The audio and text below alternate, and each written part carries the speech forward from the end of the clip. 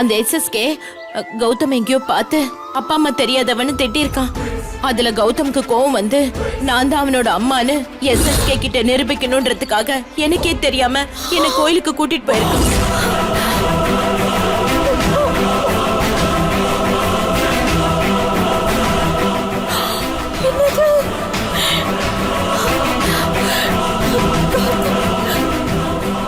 நீதான் அம்மான்னு சொல்றதுக்கு உன்னை கூட்டிட்டு போனானா? கடவுளே கடவுளே கடவுளே, அப்படின்னா நீதான் கௌதம பெத்தவன்னு கௌதம்க்கு தெரிஞ்சிருச்சா? ஐயோ, கௌதம்க்கு எல்லா உண்மையும் தெரிஞ்சிருச்சா? என்ன பண்ண போறேன்னா? ஐயோ கடவுளே. ஐயோ அத்தை, இல்ல அத்தை, கொஞ்சம் பொறுமையா இருங்க. கௌதம்க்கு இந்த விஷயம் தெரியாது.